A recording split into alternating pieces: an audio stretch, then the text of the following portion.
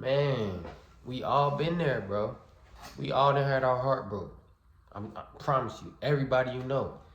If you've never been in love, I have your heart and had your heart broken, I feel bad for you. Because we all know love is the highest frequency you can attain. It's beautiful, right? Love is a blessing to love and to be loved, right? But something that's arguably more powerful than love is the heartbreak that comes with it oftentimes. Because heartbreak, that pain is not meant to be punishment. It's meant to be preparation. It's meant to propel you forward into a new life, a new timeline, into becoming a new person. But a lot of times we just accept the pain or the heartbreak and we just become defeated by it. Quite honestly, we just let it defeat us. We let it win and become depressed, become apathetic, and have a terrible outlook on life, outlook on people, outlook on relationships. And it let it dilute us from the raw essence of who we are meant to be. We are made in God's image, so we are made in the image of God, of love. We are made in the image of the most powerful energy you can be, which is love.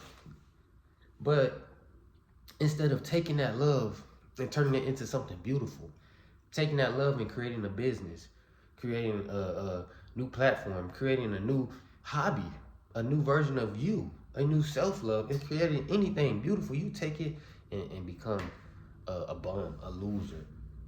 Don't get me wrong, I'm not saying to not feel your sadness. I'm actually saying the opposite. You need to embrace your sadness. You need to lean into it. You need to feel it as quickly and as often as you need to. Because what that does, you make room for yourself to feel the full spectrum of emotions. Because all emotions are made from energy. So no matter what the emotion is, they all have the same weight. But leaning into it is more beneficial than running from it and drowning yourself in drugs or liquor or other women or overworking yourself. No, take the pain, take the sadness, and really lean into it, because what it's gonna do is gonna teach you about you. It's gonna teach you about love. It's gonna teach you what you liked, what you don't like, what you did right, what you could have done better, what red flags that you know you saw and you overlooked them, and where did it get you? Take it, learn from it. But not only that, you need to set aside intentional time for your pain, intentional time to feel sad. Doesn't need to be every day, doesn't need to be a long time whenever you do it, but it needs to be time where you take time to really think about how that situation, how that heartbreak, how that death, how that split, whatever it may be, made you feel. How do you still feel about it now? Set time and maybe set a timer. And every time I feel sad, I'm gonna do this. I'm gonna write. I'm gonna journal. I'm gonna paint. I'm gonna walk out in nature. I'm gonna unplug. I'm gonna listen to my favorite songs. Or maybe I'm just gonna cry. And I'm gonna set a timer and I'm gonna make this time where it's okay for me to feel this thing. It's okay for me to lean into it and embrace it and feel sad. It's okay to have these emotions. Because a lot of times as men, we are raised not to have emotions. Especially that one, especially sadness and pain. You're supposed to suppress that. You're supposed to be a man, stand tall with your chest out, right? Suck it up.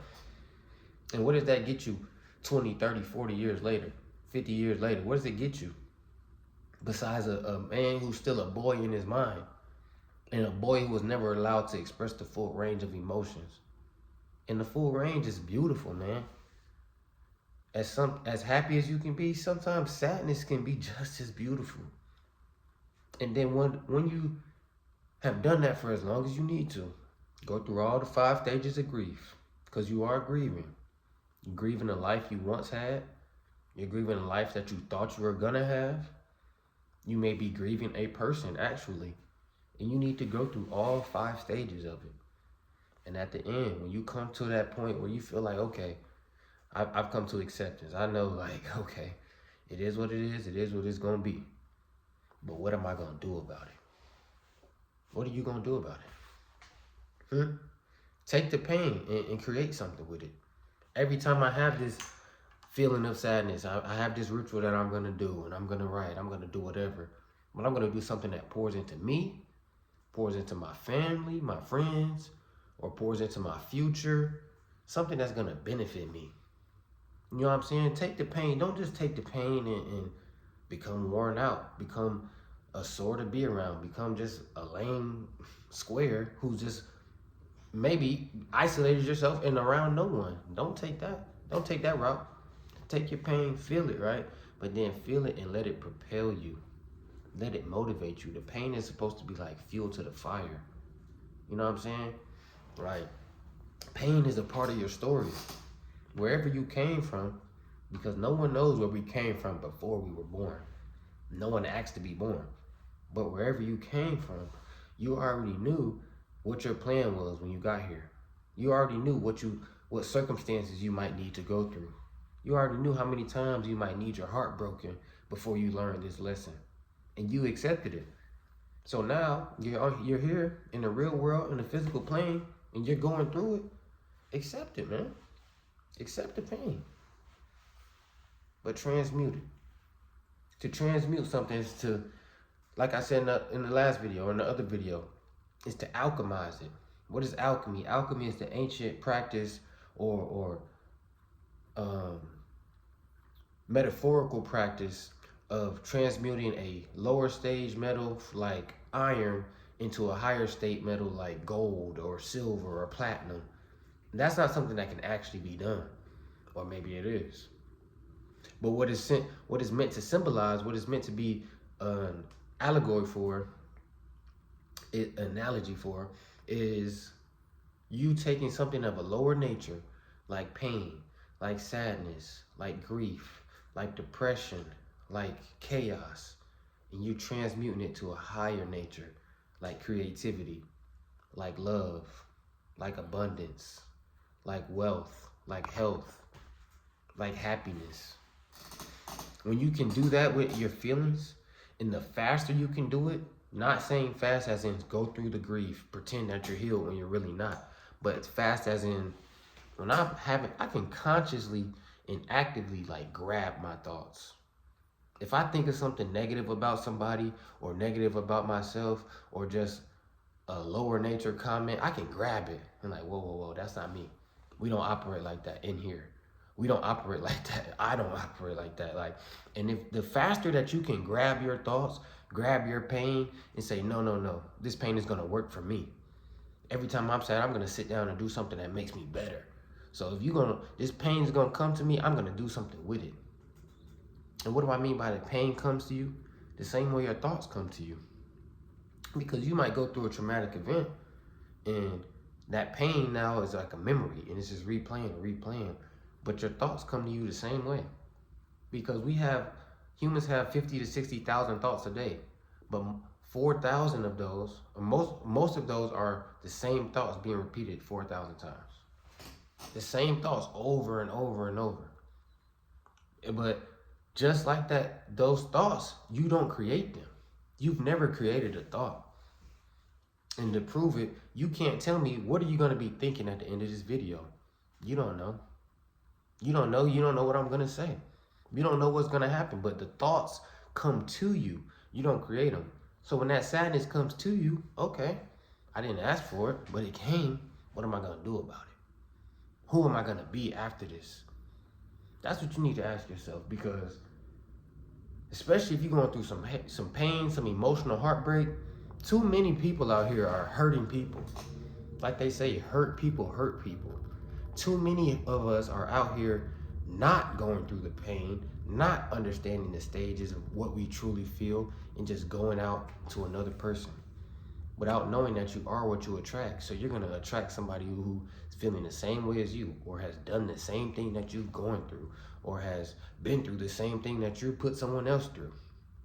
And you're going to attract that and repeat the cycle and repeat the cycle. And it's going to happen again and again and again until you stop it. Because you're going to learn you're going to have the same things happen to you from different people over and over and over until you learn the lesson. So learn the lesson. The sooner you learn the lesson, the better. The sooner you can level up. The sooner you can embrace new challenges, but new opportunities, new people, new frequencies. There are people out here who are loving themselves at an all-time high. There are people out here who love themselves and understand that if I am disrespectful to you, then I'm disrespectful to me. Because you and I are one and the same, because we share the same Holy Spirit. We share the same energy. We are of the same essence. So to disrespect you, to hurt you, to lie to you, is to hurt, lie, and disrespect myself. And I would never do that. There are people out here who love themselves that much that they would never do that to themselves, so they're not going to do it to you. And those people aren't out here just actively chasing someone to date, because they understand that most people aren't going through the pain. So most people are just carrying it and passing it and transferring it. And whether you know it or not, energy transfers. Whether you can see it or not, energy transfers. So the people who truly love themselves, they fall back a lot of times and just let the right person find them, because they are what they attract. So it just happens. But you're not going to get there by rushing through it, man. You're not going to get there by pretending you don't feel it. You're not going to get there by fucking more hoes. It's not going to happen for you like that. I promise. You might could do that for a while. You might have a good run, but who are you when you're by yourself? People who normally do stuff like that can't sit with themselves. And that's because they truly don't love themselves. Because what's the last time you just sat alone? You spent your whole weekend alone. Can you do that? Can you spend a day alone? Or do you need to text someone at all times? Do you need to be scrolling and mentally interacting at all times? Do you need to have some woman texting you or next to you at all times? Or are you just a man who can handle himself, love himself, and still be himself without someone needing to be around? Take the mask off and look in the mirror then and ask yourself, who are you really? And a lot of times we can't understand that or answer that question until we go through the pain. So I'll say it again. The pain wasn't meant to punish you.